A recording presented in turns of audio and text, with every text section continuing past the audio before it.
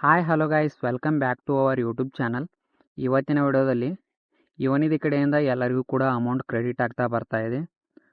6,000 ಆಗಿರ್ಬೋದು, 9,000 ಆಗಿರ್ಬೋದು, 12,000, 18, 24 ತನಕ ಕೂಡ ಅಮೌಂಟ್ ಕ್ರೆಡಿಟ್ ಆಗಿದೆ. ಸೊ ಒಬ್ಬೊಬ್ಬರಿಗೆ 8 ತಿಂಗಳದು 24,000 ರೂಪಾಯಿ ತನಕ ಅಮೌಂಟ್ ಕ್ರೆಡಿಟ್ ಆಗಿದೆ. ಒಬ್ಬೊಬ್ಬರಿಗೆ ಕಡಿಮೆ ಕ್ರೆಡಿಟ್ ಆಗಿದೆ. ಸೊ ಅದ್ರ ಬಗ್ಗೆ ಯಾಕೆ ಈ ರೀತಿ ಆಗಿದೆ ಅಂತೇಳಿ ಅದ್ರ ಬಗ್ಗೆ ತಿಳಿಸ್ಕೊಡ್ತೀನಿ. ಸೊ ಯಾರಾದರೂ ನಮ್ಮ ಚಾನಲ್ಗೆ ಹೊಸಬರು ವಿಸಿಟ್ ಮಾಡಿದರೆ ಅಂಥವ್ರು ಈ ಚಾನಲ್ನ ಸಬ್ಸ್ಕ್ರೈಬ್ ಮಾಡ್ಕೊರಿ. ಬಾಜುಕಿರೋ ಬೆಲ್ ಐಕನ್ ಮೇಲೆ ಕ್ಲಿಕ್ ಮಾಡ್ಕೊರಿ, ಆಲ್ ಅಂತ ಕೊಡಿ. ಬನ್ನಿ ವಿಡಿಯೋನ ಸ್ಟಾರ್ಟ್ ಮಾಡೋಣ. ಸೊ ಒಂದಷ್ಟು ಜನರಿಗೆ ಅಮೌಂಟ್ ಕಡಿಮೆ ಬರ್ತಾ ಇದೆ. 3,000 ಆಗಿರ್ಬೋದು, 9,000 ಆಗಿರ್ಬೋದು, 12,000. ಸೊ ಮ್ಯಾಕ್ಸಿಮಮ್ ಆಗಿ 18,000 ತನಕ ಬರಬೇಕಾಗಿತ್ತು. ಬಟ್ 3,000, 9,000, 12,000 ಈ ರೀತಿಯಾಗಿ ಬರ್ತಾ ಇದೆ. ಅದಕ್ಕೆ ಕಾರಣ ಏನಪ್ಪ ಅಂದ್ರೆ, ನಿಮ್ದು ಯಾವಾಗ DDPI ಅಪ್ರೂವಲ್ ಆಗಿರುತ್ತಲ್ಲ ಆ ತಿಂಗಳಿನಿಂದ ಹಿಡಿದು ಜೂನ್ವರೆಗೂ ಅಮೌಂಟನ್ನು ಹಾಕ್ತಿದ್ದಾರೆ. ಸೊ ನಿಮ್ದು ಏನಾದರೂ ಫೆಬ್ರವರಿಯಲ್ಲಿ DDPI ಅಪ್ರೂವಲ್ ಆಗಿದ್ದರೆ ಫೆಬ್ರವರಿಯಿಂದ ಹಿಡಿದು ಜೂನ್ ತನಕ ಅಮೌಂಟ್ ಹಾಕ್ತಾರೆ.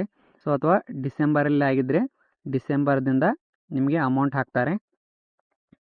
ಸೊ DDPI ಪೆಂಡಿಂಗ್ ಅಂತ ಇದ್ದರೆ ಅಂದರೆ 2-3 ತಿಂಗಳ ಅಮೌಂಟ್ ಬಂದು ಅದ್ರ ಹಿಂದಿನ ಸ್ಟೇಟಸ್ ಎಲ್ಲ DDPI ಪೆಂಡಿಂಗ್ ಅಂತ ಇದ್ದರೆ ಅಮೌಂಟ್ ಬರಲ್ಲ. ಸೊ DDPI ಅಪ್ರೂವಲ್ ಆದಾಗ ಮಾತ್ರ ನಿಮ್ಮದು DBT ಪುಷ್ ಆಗಿರುತ್ತೆ. DBT ಪುಷ್ ಆಗಿ ಅಮೌಂಟ್ ಬರಲಿಕ್ಕೆ ಸ್ಟಾರ್ಟ್ ಆಗುತ್ತೆ.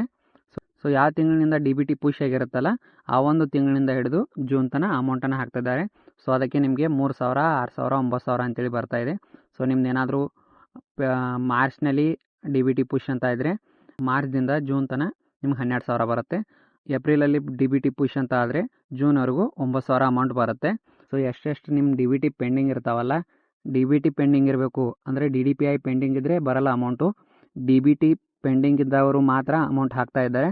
ಸೊ ನಿಮ್ಮ 3 ತಿಂಗಳಿರಲಿ, 6 ತಿಂಗಳಿರಲಿ, 8 ತಿಂಗಳಿರಲಿ, ಸೊ ಎಲ್ಲರದು ಕೂಡ ಅಮೌಂಟ್ ಬರುತ್ತೆ. ಡೈಲಿ 3,000 ಹಾಕಿದ್ರೂ ನಡೆಯುತ್ತೆ. ಸೊ ಎಲ್ಲರದು ಕೂಡ ಅಮೌಂಟ್ ಬರ್ತಾ ಇದೆ. ಸೊ ಒಬ್ಬೊಬ್ಬರಿಗೆ 15,000 ಒಮ್ಮೆಲೆ ಬಿಟ್ಟಿದ್ದಾರೆ, ಒಬ್ಬೊಬ್ಬರಿಗೆ 12,000 ಒಮ್ಮೆಲೆ ಬಿಟ್ಟಿದ್ದಾರೆ.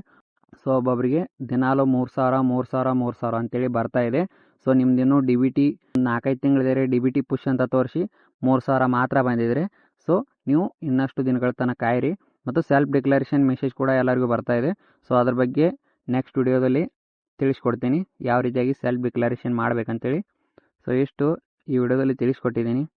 ವಿಡಿಯೋ ಹೆಲ್ಪ್ಫುಲ್ ಅಂತ ಅನಿಸಿದರೆ ಲೈಕ್ ಮಾಡಿರಿ, ಶೇರ್ ಮಾಡಿರಿ, ಆ್ಯಂಡ್ ನಮ್ಮ ಚಾನಲ್ನ ಸಬ್ಸ್ಕ್ರೈಬ್ ಮಾಡ್ಕೊರಿ. ಧನ್ಯವಾದಗಳು. ಶುಭ ದಿನ.